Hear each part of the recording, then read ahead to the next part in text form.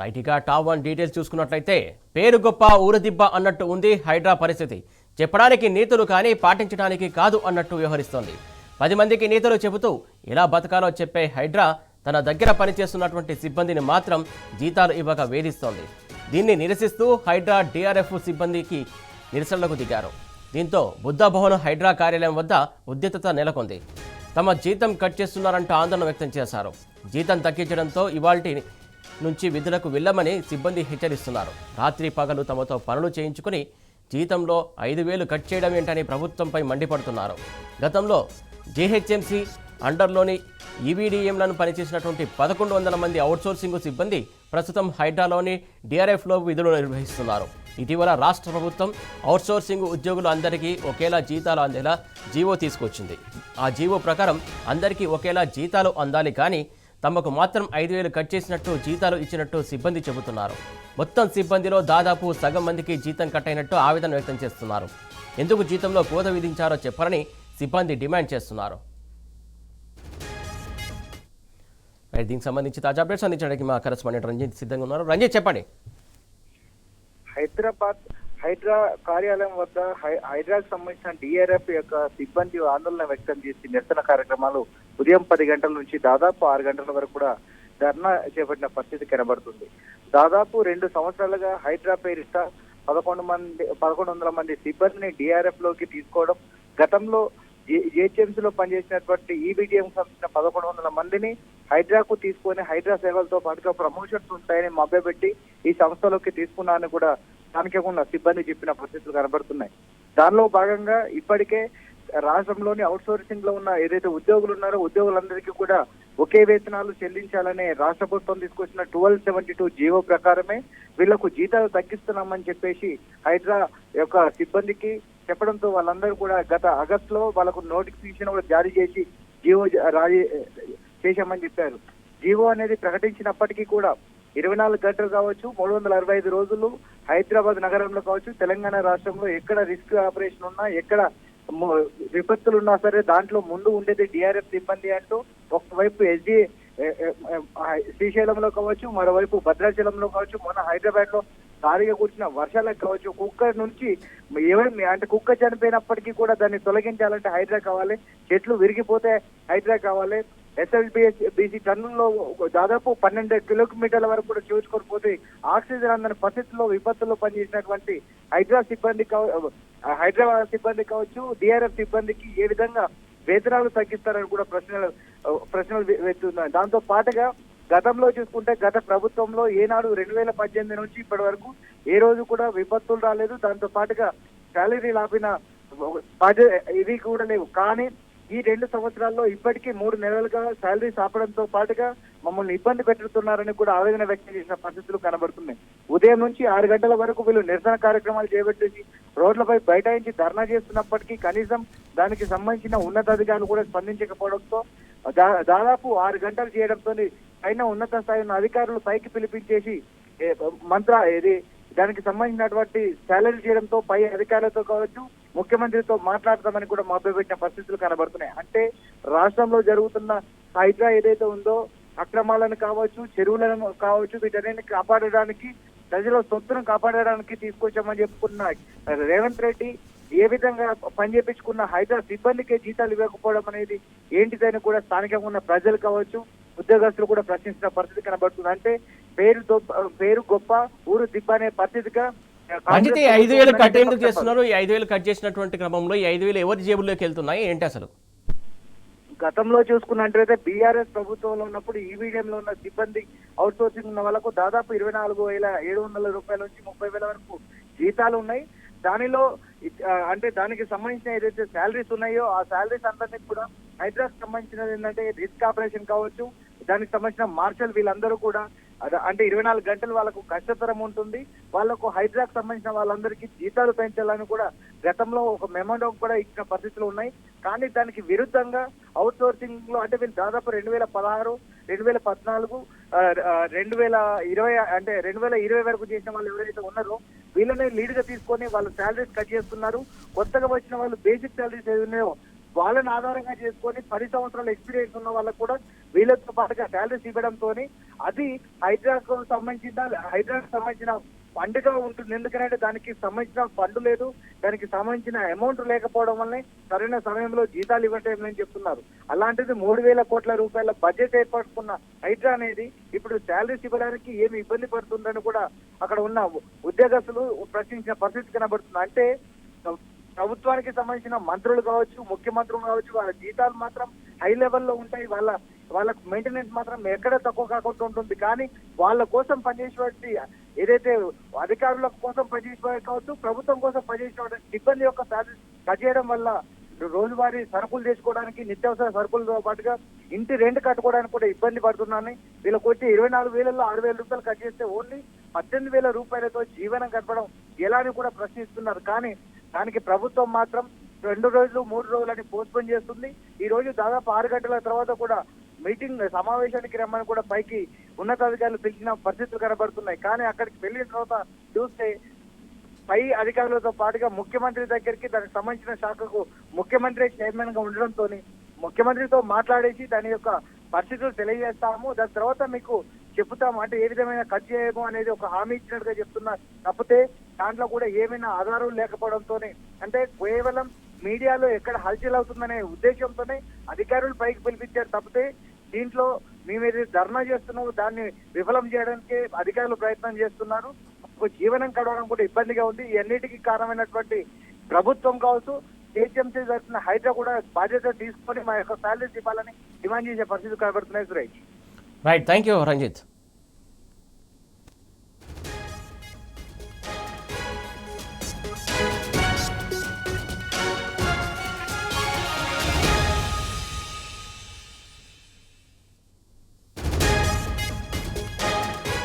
Second topic చూస్తున్నాం. RRR ప్రతిపాదించినటువంటి గ్రామాల్లో కలకలం మొదలైంది. సర్వే నెంబర్లు సైతం ప్రకటించడంతో బాధిత రైతులు తీవ్ర ఆందోళనకు గురవుతున్నారు. దీంతో గ్రామాల వారీగా RRRకు వ్యతిరేకంగా బాధిత రైతులు నిరసనకు దిగుతున్నారు. కోట్ల విలువైనటువంటి పొలాలను RRRకు ఇచ్చేది లేదని తీర్మానాలు చేస్తున్నారు. ఇన్నాళ్లు ఉత్తర భాగం బాధితులే పోరాటంలో ఉండగా తాజాగా దక్షిణ భాగం రైతులు తోడవడంతో ఉద్యమాన్ని మరింత ఉధృతం చేయాలని సన్నద్ధమవుతున్నారు. ఓఆర్కు అవతల సుమారు 40 కిలోమీటర్లకు అటు ఇటుగా రీజనల్ రింగ్ రోడ్డు నిర్మాణానికి ప్రభుత్వాలు సన్నాహాలు చేస్తున్నాయి. కేంద్ర ప్రభుత్వ సహకారంతో రాష్ట్ర ప్రభుత్వం RRRను ముందుకు తీసుకుపోవాలని లక్ష్యంగా పెట్టుకుంది. ప్రతిపాదిత అలైన్మెంట్లో కొందరు రైతులు తమ పూర్తి భూమిని కోల్పోతుండటంతో ఆయా కుటుంబాల్లో కంటి మీద కునుకు కరువైంది. ఇప్పటికే గ్రామాల వారీగా పలుచోట్ల స్వచ్ఛందంగా రోడ్లెక్కి RRRకు భూములు ఇవ్వబోమని స్పష్టం చేస్తున్నారు. బాధిత రైతులంతా గ్రామాల వారీగా కమిటీలు ఏర్పడుతున్నాయి. ఇందులో అన్ని రాజకీయ పార్టీల నేతలతో పాటు రైతు సంఘాల నేతలను బాధిత రైతులు ఉంటున్నారు. కోట్లాది రూపాయలు విలువైనటువంటి పంట భూములను RRR పేరుతో అడ్డీకి పావుసేరుకు సేకరిస్తామంటే చూస్తూ ఊరుకోబోమని స్పష్టం చేస్తున్నారు. అందుకే అవసరం లేని RRRకు తమ భూములు ఇవ్వబోమని తీర్మానాలు చేస్తున్నారు. అటు రీజనల్ రింగ్ రోడ్డు అలైన్మెంట్ మార్పును వ్యతిరేకిస్తూ రంగారెడ్డి జిల్లా మాడుగుల మండలం అన్నెబోయినపల్లి సమీపంలోని సాగర్ హైవేపై అన్నదాతలు ఆందోళనకు దిగారు. దీంతో వాహనాలు భారీగా నిలిచిపోయాయి. తలకొండపల్లి, కేశంపేట్, ఆమన్గల్, మాడుగుల మండలాలకు చెందినటువంటి బాధితులు ఈ ఆందోళనలో పాల్గొన్నారు. వీరికి కల్వకుర్తి మాజీ ఎమ్మెల్యే జైపాల్ యాదవ్ మద్దతు తెలిపారు.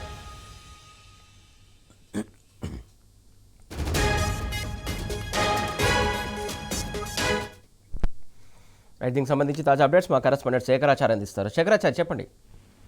సురేష్, ఈ రోజు సాగర్ హైదరాబాద్ సంబంధించిన నేషనల్ హైవే పైన ఉద్రిక్త పరిస్థితులు నెలకొన్నాయి.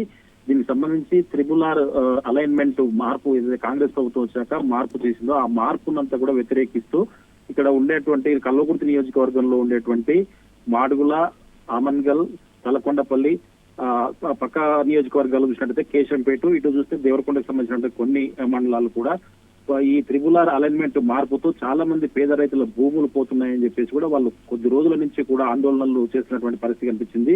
వివిధ రూపాల్లో వాళ్ళు ఇప్పటికే ఆందోళన చేశారు, నిరసనలు తెలిపారు. జిల్లా అంటే ప్రధాన రహదారులన్నీ కూడా దిగ్బంధం చేశారు. అక్కడ స్థానికంగా ఉండేటువంటి అధికారులకు కూడా ఫిర్యాదు చేసినటువంటి పరిస్థితి. ఎవరికి ఫిర్యాదు చేసినా ఏం చేసినప్పటికీ కూడా ఎవరు కూడా ఆ మార్పుకు సంబంధించి వాళ్ళ భూములు కాపాడలేని పరిస్థితుల్లో ఉన్నట్టు వాళ్ళు ఒక్కసారిగా ఆగ్రహం వ్యక్తం చేస్తూ ఈ రోజు అన్ని ఎవరైతే భూమి పోతుందో ఆ బాధితులంతా కలిసి ఇక్కడ మాడుగుల మండలం అన్నెబోయినపల్లి సమీపంలో ఉండేటువంటి సాగర్ హైవే పైన వాళ్ళు రోడ్డు పైకి వచ్చి ధర్నా చేద్దామని వాళ్ళు వస్తున్నటువంటి క్రమంలో అప్పటికే సమాచారం అందుకున్నటువంటి పోలీసులు భారీగా మోహరించి వాళ్ళ వాహనాలు తీసుకొని వచ్చి ముందుగానే వచ్చేసి రోడ్డు పైకి రాకుండా చాలాసేపు కూడా అడ్డుకున్నటువంటి పరిస్థితి కనిపించింది. అక్కడ ఉద్రిక్త పరిస్థితులు నెలకొన్నాయి. పోలీసులకు బాధితులకు మధ్య వాగ్వివాదంతో పాటు తోపులాట కూడా జరిగినటువంటి పరిస్థితి కనిపించింది. దీంతో పాటుగా వీరికి బీఆర్ఎస్ కల్వకుర్తి మాజీ ఎమ్మెల్యే జైపాల్ యాదవ్ తో పాటు బీఆర్ఎస్ నేతలతో కూడా వాళ్లకు ఎవరైతే బాధితులు ఉన్నారో వాళ్ళకు మద్దతు తెలిపినటువంటి పరిస్థితి కనిపించింది. అయితే అక్కడ హైవే మీదకి ఎక్కుతున్నటువంటి క్రమంలో పోలీసులు ఒక్కసారిగా హైవే ట్రాఫిక్ జామ్ కాకూడదన్న ఉద్దేశంతోనా లేదా ప్రభుత్వ ఇన్స్ట్రక్షన్స్ తోనా ఏదైతే కానీ మొత్తానికైతే అక్కడ వచ్చినటువంటి బాధితులు ఎవరైతే రైతులు ఉన్నారో రైతులందరినీ కూడా ఈడ్చుకుంటూ తీసుకెళ్లి వాళ్ళ వాహనాల్లో విజువల్స్ లో చూస్తున్నాం. ప్రధానంగా ఏదైతే పోలీసులు చేస్తున్నటువంటి వాళ్ళ యొక్క జులుం చూస్తున్నాం, ఎలాంటి ప్రదర్శిస్తారో వీళ్ళైతే ఏదైతే శాంతియుతంగా వారి యొక్క నిరసన వ్యక్తం చేస్తున్నారు ఆ క్రమంలో ఆ ఇష్టానుసారంగా లాక్కెళ్లడం కావచ్చు, ఎత్తికెళ్లడం కావచ్చు చూస్తా ఉన్నాం. అసలు అది ఎట్లా అనుకోవాలి మనం? అంటే ఆ విజువల్స్ ద్వారా మనకు క్లియర్ గా కనిపిస్తా ఉంది. వాళ్ళు శాంతియుతంగా తమ త్రిబుల్ కి సంబంధించి భూములు ఇవ్వము, మా భూములు మాకే ఉండాలి అన్న నినాదాలతో, ప్రభుత్వము ఇది మంచి పద్ధతి కాదన్న నినాదాలతో వాళ్ళు శాంతియుతంగానే రోడ్డు మీదకి వచ్చి వాళ్ళ నిరసన తెలిపేటువంటి క్రమంలో పోలీసులు పెద్ద మొత్తంలో వచ్చి వాళ్ళ బలగాలతో వచ్చేసి ఈడ్చుకెళ్తున్నటువంటి పరిస్థితి కనిపించింది. అయితే వాళ్ళ బాధను కవర్ చేస్తున్నటువంటి మనము టీ న్యూస్ ఏదైతే ఉందో కవర్ చేస్తున్నటువంటి క్రమంలో అంటే సైడ్ రోడ్డు సైడ్ కు దిగి కూడా కవర్ చేస్తున్నటువంటి క్రమంలో పోలీసుకు సంబంధించినటువంటి ఒక అధికారి వచ్చేసి అసలు ఇక్కడ మాట్లాడించకూడదు అంటే లైవ్ లో ఉన్నటువంటి దాన్ని కూడా చూడకుండా పక్కకు నెట్టేస్తున్నటువంటి విజువల్స్ కూడా మనం చూస్తా ఉన్నాం. అయితే ఈ పోలీసులు ఒక్కటే వాళ్ళ ప్రభుత్వ పెద్దలు ఏదైతే ఇన్స్ట్రక్షన్స్ చేశారో ఎక్కడ కూడా రోడ్లు ఎక్కకూడదు, త్రిపుల్ బాధితులు అంటే ప్రభుత్వం చెప్పిందే వినాలి, లేదంటే పోలీసులకు కూడా ఒకవేళ వాళ్ళు ప్రభుత్వం చెప్పింది వినకపోతే వాళ్ళకి ఏం పనిష్మెంట్ ఉంటుందో ఏమో, కానీ మొత్తానికైతే అక్కడ రోడ్లు ఎక్కకుండా అక్కడ బాధితులు అని చూడకుండా, మహిళలని చూడకుండా, పార్టీ నాయకులని చూడకుండా అందరినీ కూడా అంటే ఎవరి ఇష్టాన రీతిలో వాళ్ళని ఈడ్చుకెళ్లి వాహనాల్లో ఎక్కించి ఆచారం పోలీస్ స్టేషన్ తీసుకెళ్లినటువంటి పరిస్థితి కనిపిస్తుంది. మొత్తంగా చూసినట్టయితే ఈ ప్రభుత్వం వచ్చిన తర్వాత ఏ వర్గాలకు చూసినా అంటే ప్రతి చోట ఎక్కడ చూసినా గానీ ధర్నాలు, ఆందోళనలు, తమ సమస్యలు వెళ్ళబోచుకోవాలని వస్తే వాళ్ళు ఎక్కడికక్కడ కట్టడి చేస్తున్నటువంటి పరిస్థితి కనిపించింది. నిజంగా కూడా ఇది ఈ త్రిపుల్ ఆర్ సంబంధించి పెద్దల భూములు కాపాడడానికే పేదల భూములు లాక్కుంటున్నారని చెప్పేసి ఇటు బాధితులు ఆరోపిస్తున్నారు, అటు ప్రతిపక్ష పార్టీలు కూడా ఆరోపిస్తున్నటువంటి పరిస్థితి కనిపిస్తుంది. వివిధ దశల్లో వాళ్ళు ఉద్యమాలు చేస్తా ఉన్నారు. ఇన్ని చేసినప్పటికీ కూడా స్థానికంగా ఉండేటువంటి నాయకులు మాత్రం, ప్రభుత్వంలో ఉండేటువంటి నాయకులు మాత్రం పట్టించుకోవట్లేదని చెప్పేసి కూడా ఇక్కడ బాధితులు ఆరోపణ చేస్తున్నటువంటి పరిస్థితి కనిపిస్తా ఉంది. ఏదేమైనప్పటికీ ఇప్పుడు సాగర్ హైవే రోజు మీరైతే ఈ రోజు దయనీయమైనటువంటి పరిస్థితి. ఒక్కొక్కరిని ఈడ్చుకుంటూ వెళ్లి వాళ్ళు అంటే ఏదో పెద్ద నేరం చేసిన వారి మాదిరిగానే వాళ్ళను ఈడ్చుకెళ్లి రోడ్ల పైన ఈడ్చుకెళ్లి వాళ్ళ వాహనాల్లోకి ఈడ్చి పడేసినటువంటి పరిస్థితి కనిపించింది. మొత్తంగా ఏదైతే కొంతమంది కాంగ్రెస్ సంబంధించినటువంటి నాయకులు కావచ్చు, ఎమ్మెల్యేలు కావచ్చు, ఎంపీలు కావచ్చు, ఏదైతే వారికి సంబంధించినటువంటి భూములు ఉన్న నేపథ్యంలోనే అలైన్మెంట్ మారుస్తూ ఇలాంటి నిర్ణయాలు తీసుకుంటారని చెప్పేసి కొంతమంది ఏదైతే బాధితులు కూడా ఆరోపించారు. మొన్న ఈ సందర్భంగా దీనికి సంబంధించి కూడా చాలా మంది చెప్పినటువంటి సందర్భం మనం చూసాం. అది వాస్తవమేనా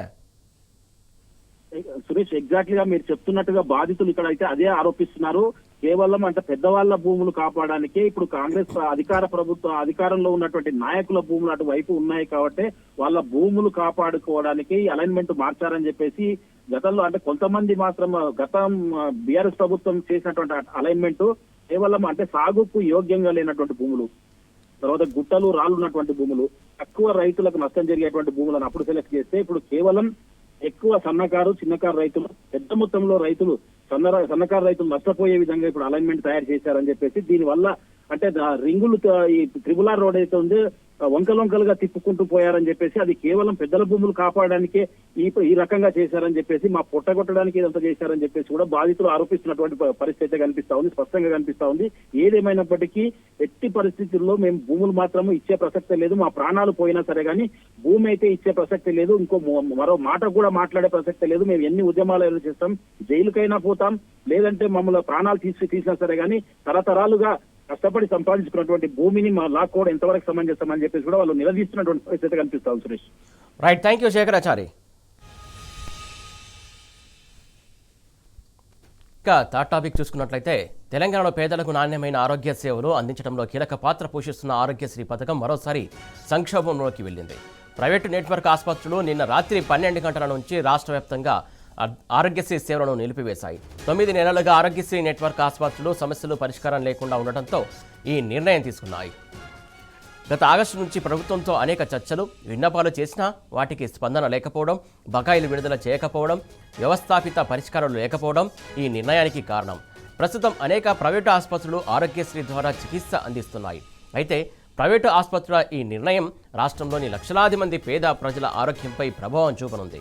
ప్రభుత్వం వెంటనే స్పందించకపోతే ఇది ఒక ఆరోగ్య సంక్షోభంగా మారే ప్రమాదం ఉంది. వైద్య సేవలను కొనసాగించేందుకు ఆసుపత్రులకు ఆర్థిక స్థిరత్వం ఉండాలి. అదే సమయంలో పేదల ఆరోగ్య హక్కులు కాపాడాల్సినటువంటి బాధ్యత ప్రభుత్వంపై ఉంది. ఆరోగ్యశ్రీ పథకాన్ని బలోపేతం చేయాలంటే ప్రభుత్వం తక్షణ చర్యలు తీసుకుని సమస్యలను శాశ్వతంగా పరిష్కరించాల్సిన అవసరం ఎంతైనా ఉంది. రేవంత్ ప్రభుత్వం ఏర్పడిన వెంటనే ఆరోగ్యశ్రీ కింద ఉచిత వైద్య పరిమితిని 5 లక్షల నుంచి 10 లక్షలకు పెంచారు. దీంతో పాటు గడిచిన 21 నెలల్లో 1,779 కోట్ల ఆసుపత్రులకు చెల్లించింది. ఇక 1,378 వైద్య చికిత్సల ఛార్జీలను సగటున అందుకుంటోంది. వీటితో అదనంగా 487 కోట్ల భారం పడుతోంది. ప్రస్తుతం నెలకు 95 కోట్లు చెల్లిస్తుండగా ఆసుపత్రుల యాజమాన్యాల విజ్ఞప్తి మేరకు నెలకు 100 కోట్లు చెల్లించేందుకు సర్కారు అంగీకరించింది.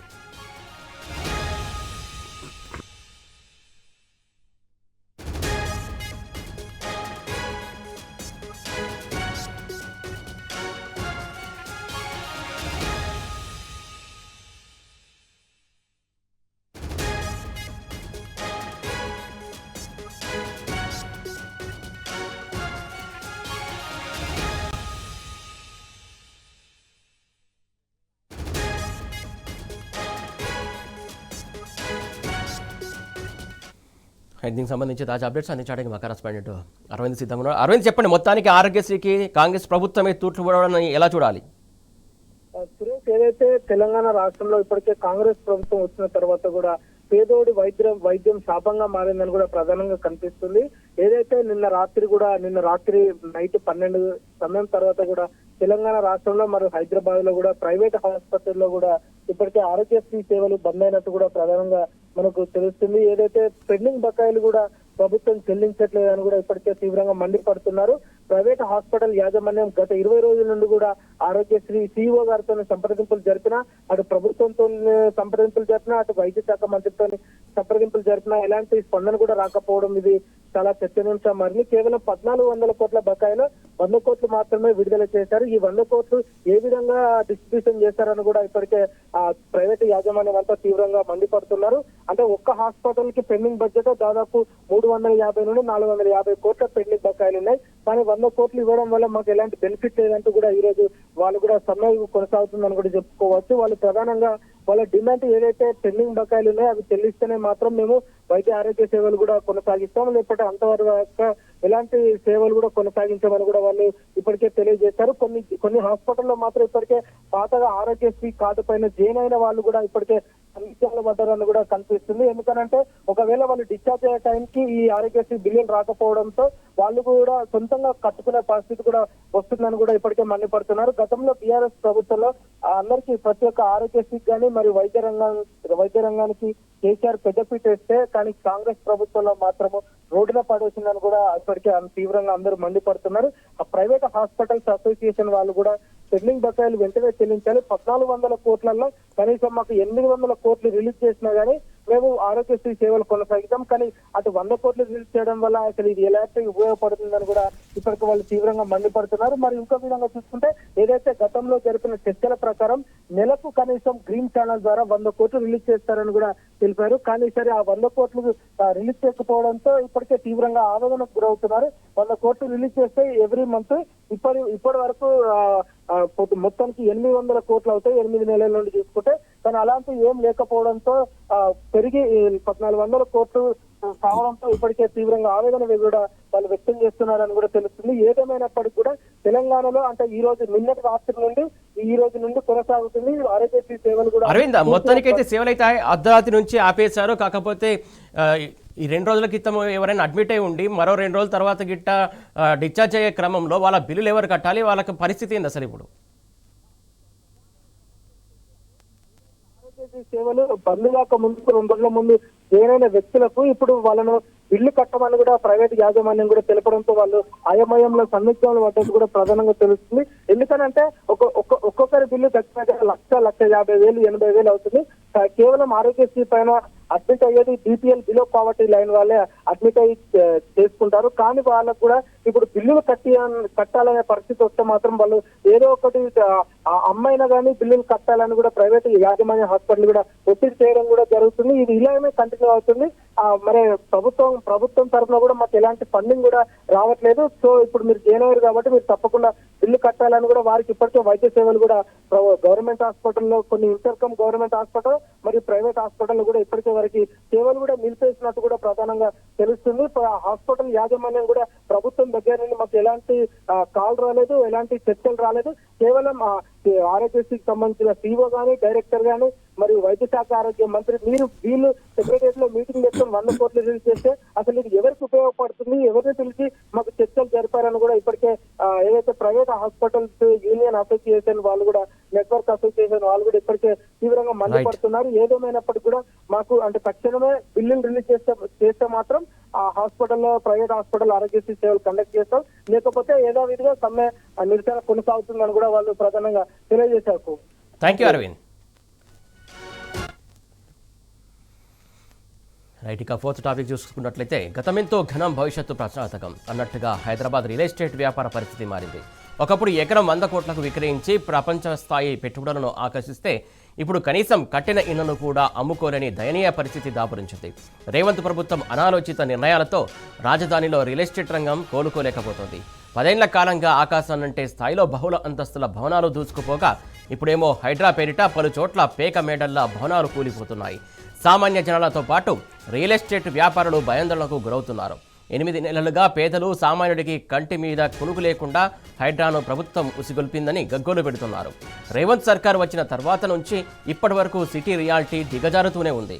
మూసీ ప్రక్షాళన, ఫార్మా సిటీ రద్దు, ఎయిర్పోర్టు మెట్రో లైన్ మార్పు, హైడ్రా, వక్ఫ్ భూముల పేరిట రిజిస్ట్రేషన్లు నిలిపివేయడంతో రియల్ ఎస్టేట్ వ్యవస్థ కోలుకోలేకపోతోంది. నిర్మాణ అనుమతుల్లోనూ కాంగ్రెస్ నేతల చేతివాటంతో బిల్డర్లు బెంబేలెత్తిపోతున్నారు.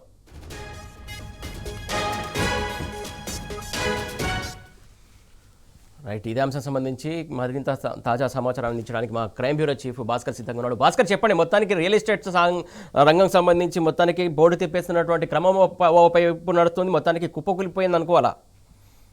రియల్ ఎస్టేట్ పూర్తిగా హైదరాబాద్ లో కుప్పకూలిపోయిందని చెప్పుకోవచ్చు.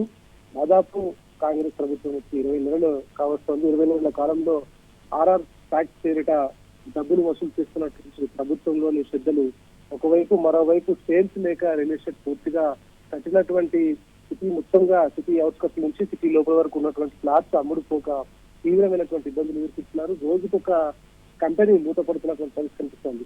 ఇవాళ తాజాగా కృతికా ఇన్ఫ్రా డెవలపర్స్ కు సంబంధించినటువంటి కంపెనీని మూసివేయడంతో చాలా మంది బాధితులు రోడ్డుపై పడ్డారు. దీంట్లో అందరూ కూడా మధ్యతరగతికి సంబంధించినటువంటి వాళ్ళే. సరూర్ నగర్, బోడుపల్, తట్టియన్నారంలో ప్రాజెక్ట్స్ వస్తున్నాయనేటువంటి నేపథ్యంలో వాళ్ళ దగ్గర నుంచి ఫ్రీలాన్స్ పేరుతో పెద్ద ఎత్తున డబ్బులు వదిలించారు. కోట్లలో వసూలు చేసి ఇక దాన్ని రియల్ ఎస్టేట్ వ్యాపారం కుదేలవడంతో ఎక్కడికక్కడ చేపట్టేసినటువంటి పరిస్థితి కనిపిస్తోంది. దీంతో మొత్తం బాధితులందరూ కూడా ఇవాళ ఎల్బీ నగర్ పోలీస్ స్టేషన్ కు చేరుకోవడం జరిగింది. కృతికాకు సంబంధించినటువంటి ఎండీ ఎవరైతే ఉంటారో ఆ ఎండీని కూడా ఇవాళ శ్రీకాంత్ అరెస్ట్ చేశారు పోలీసులు. కానీ తన దగ్గర ఏం లేదని మొత్తం లాస్ అయిపోయారంటూ ఆయన చెప్తున్నటువంటి నేపథ్యంలో ప్రస్తుతానికి ఆయన అరెస్ట్ చేశారు. మరోవైపు రాష్ట్ర వ్యాప్తంగా చూసుకుంటే ఇవాళ హైదరాబాద్ లో రియల్ ఎస్టేట్ సంబంధించినటువంటి వ్యవహారంలో పూర్తిగా హైదరాబాద్ లోనే కాదు మొత్తం తెలంగాణ నలుమూలలో కూడా భూముల రేట్లు పూర్తిగా పడిపోయినటువంటి పరిస్థితి కనిపిస్తుంది. ఒకప్పుడు 20 లక్షలు లేదో ఎక్కడ మారుమూల గ్రామంలో కూడా ఎకరం జాగా దొరికినటువంటి పరిస్థితి. కానీ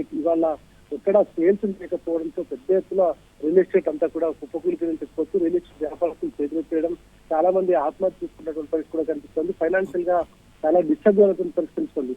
దాదాపు 2 నుంచి 3 లక్షల ఫ్లాట్లు కేవలం ఔటర్ రింగ్ రోడ్ పరిధిలోనే కట్టి రెడీగా ఉన్నది. సేల్స్ లేక తీవ్ర ఇబ్బందులు ఎదుర్కొంటున్నారు. ఒకప్పుడు రోజుకు 10 నుంచి 15 ఫ్లాట్లు అమ్మేటువంటి కంపెనీస్ రియల్ ఎస్టేట్ కంపెనీస్ ఉన్నటువంటి నేపథ్యంలో ఇవాళ నెలకు ఒక్క ఫ్లాట్ కూడా అమ్ముడుపోక తీవ్ర ఇబ్బందులు ఎదుర్కొంటున్నారు. ఇక చేసేది లేక కస్టమర్లందరినీ మోసం చేసి బోర్డు చూపిస్తున్నటువంటి పరిస్థితి కనిపిస్తోంది. దీనికి కేవలం ప్రభుత్వం తీసుకున్న భాస్కర్, ఫ్రీలాన్సింగ్ పేరిట అనేక మంది బాధితులు వస్తున్నారు. ఇలా కంపెనీలు కూడా ఇప్పటికీ చాలా మోసాలు చేస్తాయి. దీనికి అడ్డుకట్ట వేయడం అంటే ఏంటి సొల్యూషన్?